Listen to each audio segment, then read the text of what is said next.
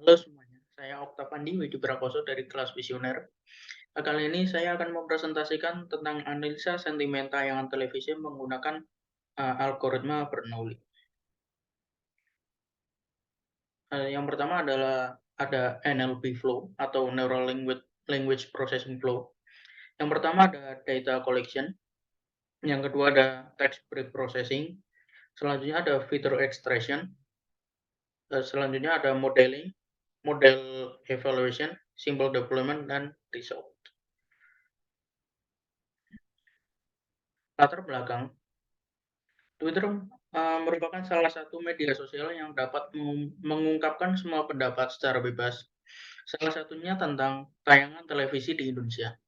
Beragam tayangan televisi tentunya memiliki kualitas yang berbeda, di mana melalui kualitas tayangan acara televisi dapat mempertimbangkan berlanjut atau tidak acara televisi tersebut. Maka dari itu diperlukan suatu pengetahuan mengenai acara televisi, salah satunya dengan opini masyarakat atau pendapat masyarakat. Penulis bias bekerja dengan memprediksi label kelas suatu dokumen atau data yang diberikan dengan memanfaatkan teorema bias dan asumsi bahwa setiap fitur independen satu sama lain.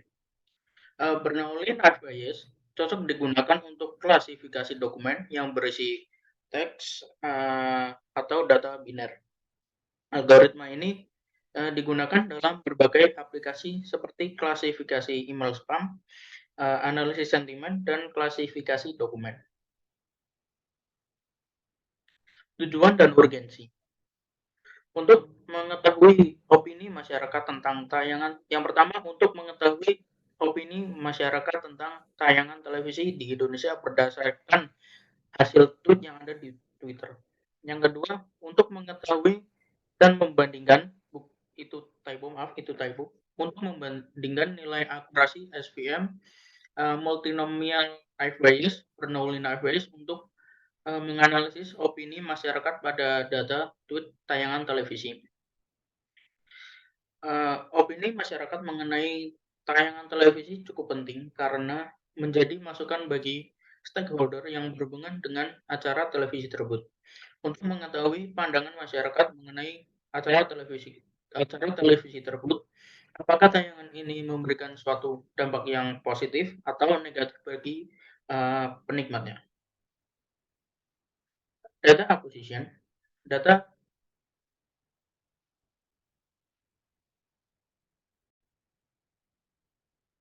data akuisisi. Saya mendapat data untuk uh, data diperoleh dari GitHub dengan dataset yang digunakan itu 100 data sentimen positif, 100 data sentimen negatif.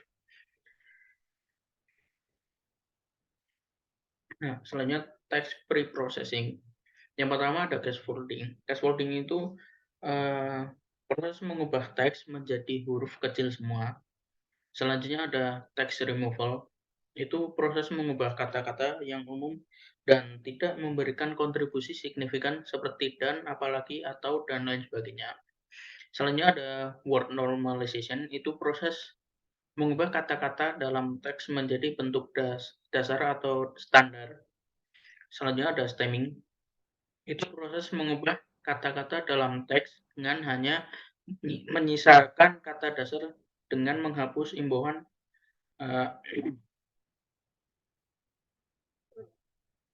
stemming itu proses mengubah kata-kata dalam teks dengan hanya menyisakan kata dasar dengan menghapus imbuhan atau akhirannya. Selanjutnya ada feature extraction. TF-IDF merupakan teknik ekstraksi dengan memberikan skor pada setiap kata dalam dokumen berdasarkan seberapa sering kata tersebut muncul dalam dokumen dan seberapa penting kata tersebut dalam koleksi dokumen secara keseluruhan. N-gram merupakan urutan sejumlah n kata yang diambil secara bersamaan dari teks untuk mempelajari pola urutan katanya. Parameter n-gram range 1,2 berarti bahwa akan digunakan unigram atau kata tunggal dan bigram atau kombinasi dua kata sebagai fitur untuk pembuatan vektor dokumen. Selanjutnya ada modeling.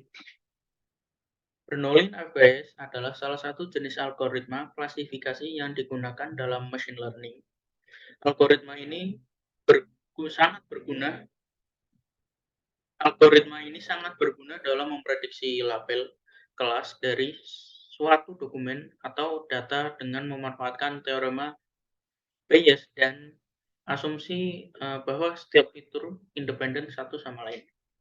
Bernoulli FBS sangat cocok digunakan untuk klasifikasi dokumen yang berisikan teks atau data biner. Salah satu kelebihan dari Bernoulli FBS adalah bahwa ia diimplementasikan dan relatif cepat dalam melakukan klasifikasi. Selain itu, Bernoulli FBS juga bekerja sangat baik pada data yang memiliki dimensi tinggi, seperti data teks. Bernoulli sering digunakan dalam berbagai aplikasi seperti klasifikasi email spam, sentimen analisis, dan klasifikasi dokumen. Selanjutnya ada performa model. Dari 80 pengujian memiliki 76 prediksi benar dan 4 yang salah dengan akurasi 95%, serta hasil cross validation-nya sebesar 91%.